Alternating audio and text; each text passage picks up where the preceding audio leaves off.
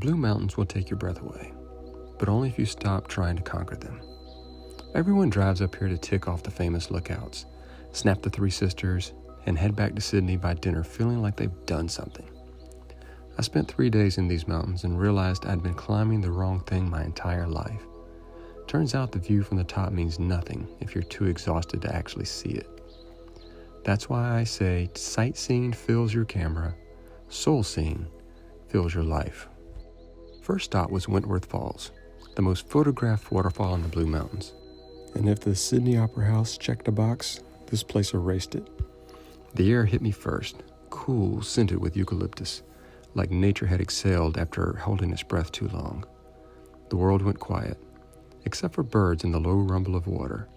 I started down the trail, and the path narrowed. Not just physically, but mentally. You can't rush here. You can't hustle. You can't walk fast without missing something essential. And that's when soul-seeing begins, when the pace forces you to match the landscape instead of forcing it to match you. As I descended the stone steps, I found myself thinking about the steps we carve in our own lives, the routines, the identities, the assumptions we just keep walking without questioning. Walking here felt like walking backward into my own mind. At the bottom, the waterfall blew mist across my face. It was like being baptized into slowness. This is the first lesson of soul-seeing. You are not separate from what you are looking at. You're part of it. The National Pass is a 4-hour hike most people skip.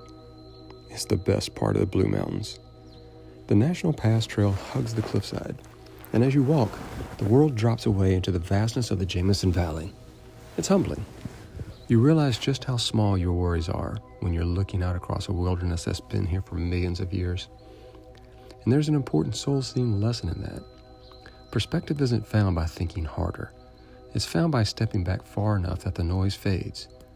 Every time the trail opened to a new lookout, I felt something shift. A quietness I hadn't known I needed. A loosening of the knots I carried from my old life. The job that drained me. The grind that numbed me. The belief that busyness and purpose were the same thing. The Blue Mountains reminded me, purpose is felt, not forced. Everyone wants the panoramic views from the top, the Instagram-worthy overlooks.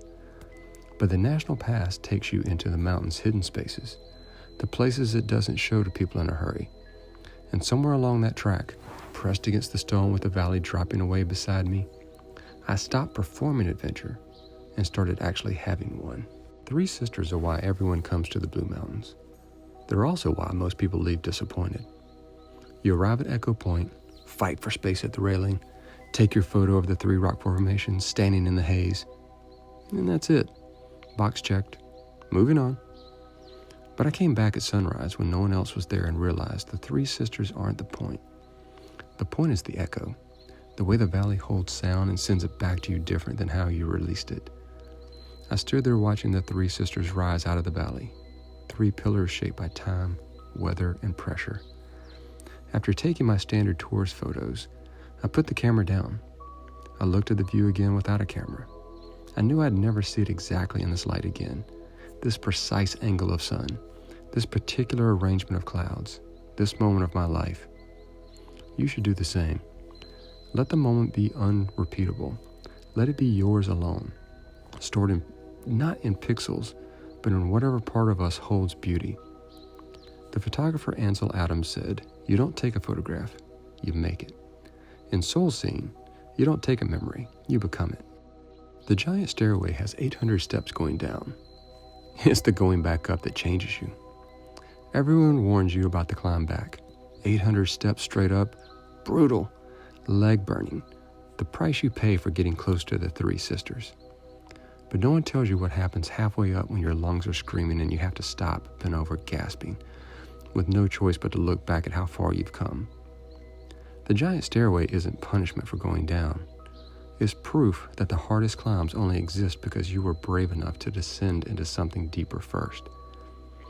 Walking those steps felt symbolic, like descending into a story much older than mine, and climbing back out with a slightly different soul than the one I walked in with. Sometimes the way up begins by being willing to go down. Don't get it twisted. Going back up is harder. Your legs will remind you that you are made of muscle and bone, that you're subject to gravity, that you've lived a life. Good.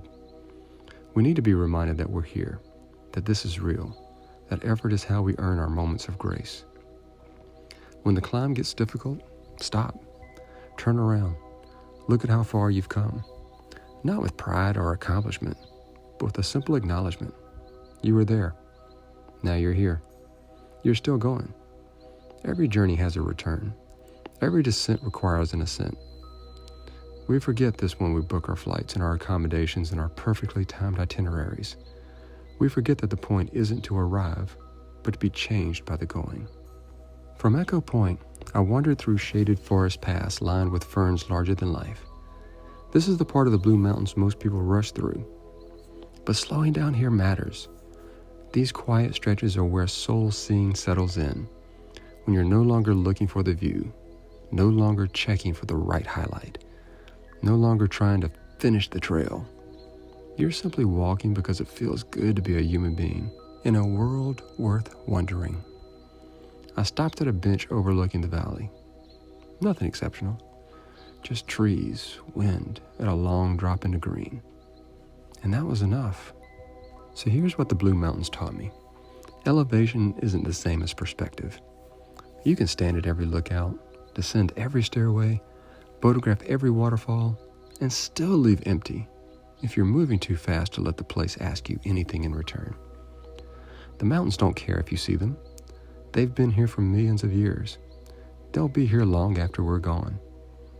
But if you slow down, if you sit with the mist rising from Wentworth Falls, if you press yourself against the cliff on the National Pass, if you listen for your own echo at the Three Sisters, they'll show you something about yourself you didn't know you were carrying.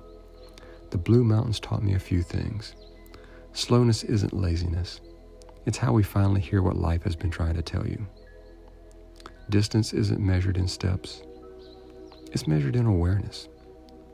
The best views aren't rewards. They're teachers. And your soul doesn't need more schedules. It needs more space. The kind of space you can find right here. Sightseeing is about what you can take from a place. Soulseeing is about what a place can take from you. The hurry, the performance, the need to prove you were there. And maybe that's the real view from the top. Not the valley spread out below you, but the weight you finally set down to see it clearly. If this video made you want to slow down, to see deeper, to stop racing through the places that deserve your presence, hit that like button. Subscribe if you want more videos about trading the checklist for the actual experience. And if you've been to the Blue Mountains, or anywhere really, and felt like you missed it while you were standing right in it, drop a comment. I want to hear about the place that's waiting for you to come back and actually see it. Thanks for climbing with me. Now go find your mountain, and this time, let it change you.